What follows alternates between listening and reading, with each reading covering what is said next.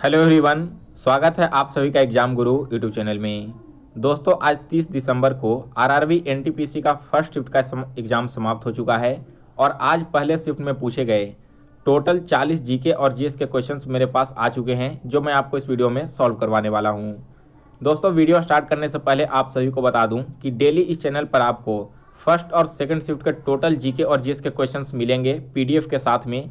तो अगर आपने अभी तक हमारे चैनल को सब्सक्राइब नहीं किया है तो इसे सब्सक्राइब कर बेल नोटिफिकेशन को जरूर ऑन कर लें, जिससे जैसे ही मैं नेक्स्ट वीडियो अपलोड करूं तो उसका नोटिफिकेशन आप तक पहुंचता रहे। आज पूछे गए सारे क्वेश्चंस का पीडीएफ मैंने टेलीग्राम ग्रुप में डाल दिया है और आपको टेलीग्राम ग्रुप का लिंक डिस्क्रिप्शन बॉक्स में मिल जाएगा। अदरवाइज आप डायरेक्ट टेलीग्राम पर एग्जाम गुरु सर्च करके भी ग्रुप को ज्वाइन कर सकते हो। और अगर आपने अभी तक हमें इंस्टाग्राम पर फॉलो नहीं किया तो मेरा इंस्टाग्राम आईडी स्क्रीन पर है, इस आईडी से आप हमें फॉलो भी कर सकते हो। तो चलिए दोस्तों, आज का वीडियो स्टार्ट करते हैं। सो गाइज, आज का जो पहला क्वेश्चन पूछा गया है, ओईसीडी का हेडक्वार्टर कहाँ है? तो दोस्तों, ओईसीडी का हेडक्वार्टर है पेरिस में। इस क्वेश्चन का करेक्ट आंसर है पेरिस। दोस्तों, मैंने पिछले 2 दिन जो फर्स्ट और सेकंड शिफ्ट का एग्ज़ाम रिव्यू किया है, उनमें आप सभी लोगों ने देखा होगा कि हर एग्ज़ाम में एक कोई हेडक्वार्टर पूछ लिया जाता है और 2 से 3 फुल फॉर्म पूछे जा रहे हैं। तो अगर आपका आने वाले शिफ्ट में एग्ज़ाम है तो आप इन दोनों टॉपिक को सबसे पहले कंप्लीट कर लो। यहाँ से आपको 3 से 4 क्वेश्चन बिल्कुल आसानी से एग्ज़ाम में देखने को मिल जाएंगे। आगे आज भी कुछ इंपॉर्टेंट फुल फॉर्म पूछे गए हैं जो मैं आपको दिखाने वाला हूँ। इससे आपको यह भी आइडिया लग जाएगा कि किस तरह के फुल फॉर्म आपको याद करके जाने हैं। चलिए आगे बढ़ते हैं हम सेकंड क्वेश्चन की ओर। तो सेकंड क्वेश्चन है, रिपब्लिक बुक के लेखक कौन हैं? इस बुक के लेखक का नाम है दोस्तों प्लेटो। इस क्वेश्चन का करेक्ट आंसर है प्लेटो। चलिए नेक्स्ट क्वेश्चन की ओर आगे बढ़ते हैं। तो क्वेश्चन नंबर 3 है, कॉमनवेल्थ गेम्स 2020 कहाँ होगा? देखिए गाइस, यहाँ पर थोड़ी सी गलती हो गई है। 2020 की जगह 2022 होना चाहिए, क्योंकि पिछली बार 2018 में कॉमनवेल्थ गेम हुआ था। अब नेक्स्ट जो कॉमनवेल्थ गेम होगा वो 2022 में होगा। और कहाँ में होगा? तो यह खेल होगा बर्मिंघम में। यहाँ पर टाइपिंग में थोड़ी सी मिस्टेक हो गई है, तो इसे आप लोग सुधार लेना। नेक्स्ट क्वेश्चन है क्वेश्चन नंबर 4, निपाह वायरस किस राज्य में फैला था? तो दोस्तों, यह वायरस भारत में केरल राज्य में फैला था। इस क्वेश्चन का करेक्ट आंसर है केरल। नेक्स्ट है क्वेश्चन नंबर 5, महावीर स्वामी का मूल नाम क्या था? दोस्तों, महावीर स्वामी का मूल नाम है वर्धमान। यहाँ पर दोस्तों, अगर आप आगे आने वाले शिफ्टों में एग्जाम देने जा रहे हैं तो आप सभी को कुछ इंपॉर्टेंट टॉपिक्स बता देता हूँ मैं हिस्ट्री से। सबसे पहले तो मॉडर्न हिस्ट्री में आपको 1885 से लेकर 1947 तक के जितने भी इम्पोर्टेंट जीके बनते हैं, क्वेश्चंस बनते हैं, आप डायरेक्ट लूसेंट से याद कर लेना। उससे ज़्यादा आपके एग्जाम में नहीं पूछा जा रहा है, आपका वहीं से कंप्लीट हो जाएगा। इसके अलावा एंशिएंट हिस्ट्री में आपको जैनिज्म और बुद्धिज्म बिल्कुल अच्छे से कंप्लीट करके जाना है, क्योंकि इन दोनों टॉपिक से लगभग हर शिफ्ट में एक क्वेश्चन पूछे जा रहे हैं। और मेडिवल हिस्ट्री में मैंने आपको कल भी बताया था कि दिल्ली सल्तनत और मुगल डायनेस्टी, केवल आप इन दोनों टॉपिक्स को पढ़ लो। इसके अलावा आपको कुछ भी पढ़कर जाने की ज़रूरत नहीं है। तो आप अपने एग्जाम से पहले इन सारे टॉपिक्स को जरूर कंप्लीट कर लेना। चलिए आगे बढ़ते हैं। अब अगला क्वेश्चन देखिए, फिर से हिस्ट्री का क्वेश्चन पूछा गया है, मॉडर्न हिस्ट्री का है। रॉयल कमीशन 1912 में जब भारत आया तो उस समय वायसराय कौन था? दोस्तों, 1912 में जब रॉयल कमीशन भारत आता है तो उस समय यहाँ के वायसराय थे लॉर्ड हार्डिंग। नेक्स्ट क्वेश्चन है, मृच्छकटिकम किताब के लेखक कौन हैं? यह पुस्तक लिखा गया है दोस्तों शूद्रक के द्वारा। यहाँ पर आप देख रहे हो कि हर शिफ्ट में 2 से 3 क्वेश्चंस, मिनिमम 2 क्वेश्चन और मैक्सिमम 3 क्वेश्चन तक बुक के राइटर से रिलेटेड पूछे जा रहे हैं। तो अगर आप चाहते हो कि जितने भी इंपॉर्टेंट बुक्स हैं जो आपके एग्जाम में पूछे जा सकते हैं, उन सभी का राइटर मैं आप लोगों को कंप्लीट करवा दूं, तो आप इस वीडियो के कमेंट बॉक्स में हमें ज़रूर बताइएगा। चलिए अब आगे बढ़ते हैं अगले क्वेश्चन की ओर। तो नेक्स्ट क्वेश्चन है, इनमें से इनवर्टिब्रेट कौन नहीं है? तो यहाँ पर ऑप्शंस कुछ ऐसे थे, रेप्टिलिया, एनालिडा, ऐसे करके। तो मुझे पूरे ऑप्शंस नहीं मिल पाए हैं। आप अपने ऑप्शन के अनुसार इस क्वेश्चन का सही आंसर पता कर लेना। अगला क्वेश्चन देखिए, क्वेश्चन नंबर 9 है, 15वें फाइनेंस कमीशन के अध्यक्ष कौन थी? तो दोस्तों, 15वें फाइनेंस कमीशन के अध्यक्ष हैं एनके सिंह। नेक्स्ट क्वेश्चन है क्वेश्चन नंबर 10, बेरिंग स्ट्रेट किस किस को जोड़ती है? यह स्ट्रेट जोड़ती है पैसिफिक सी को आर्कटिक सी से। इसके बाद आगे बढ़ते हैं अगले क्वेश्चन की ओर। तो अगला क्वेश्चन देखिए, साउथ अफ्रीका की एडमिनिस्ट्रेटिव कैपिटल क्या है? दोस्तों आप सभी को मालूम है कि साउथ अफ्रीका की टोटल 2 कैपिटल हैं, तो अगर इसके एडमिनिस्ट्रेटिव कैपिटल की बात की जाए तो यह है प्रिटोरिया। दोस्तों यहाँ पर साउथ अफ्रीका की टोटल 3 कैपिटल है, जिसमें से प्रिटोरिया जो है वो एडमिनिस्ट्रेटिव कैपिटल है। इसके अलावा इसके और 2 कैपिटल हैं, एक है केप टाउन और दूसरा है ब्लूमफोंटेन। तो यहाँ पर आपको दोनों नाम याद होने चाहिए, हो सकता है आगे आने वाले दिनों में क्वेश्चन पूछ लिया जाए। चलिए आगे बढ़ते हैं अब अगले क्वेश्चन की ओर। तो नेक्स्ट क्वेश्चन है 12 नंबर, साथी ई एप्लीकेशन किससे रिलेटेड है? तो यह एप्लीकेशन रिलेटेड है दोस्तों परिवहन यानी कि ट्रांसपोर्टेशन से। यहाँ पर दोस्तों गवर्नमेंट के द्वारा जितने भी नए स्कीम्स लॉन्च किए गए हैं या फिर कोई एप्लीकेशन लॉन्च किया गया है, इनके बारे में बिल्कुल अच्छे से आप सभी को मालूम होना चाहिए, क्योंकि यहाँ से भी कंटिन्यू 2 दिन से क्वेश्चंस पूछे जा रहे हैं। अगला क्वेश्चन देखिए, अब क्वेश्चन नंबर 13 है, प्राचीन बौद्ध ग्रंथ कौन सा है?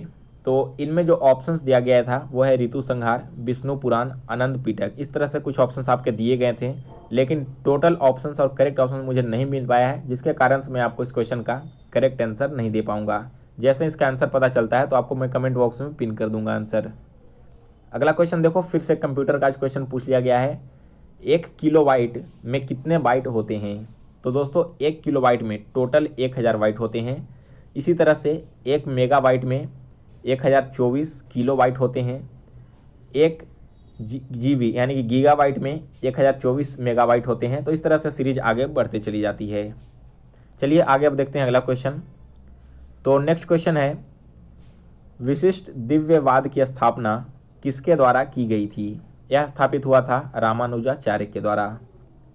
इसके बाद अगला क्वेश्चन है 16 नंबर, भारत के पहले सन मिशन का नाम क्या था? तो इस सन मिशन का नाम था दोस्तों आदित्य L1। इसके बाद देखो अगला क्वेश्चन है 17 नंबर, भारत का पहला अर्थ ओरिएंटल सैटेलाइट कौन सा है?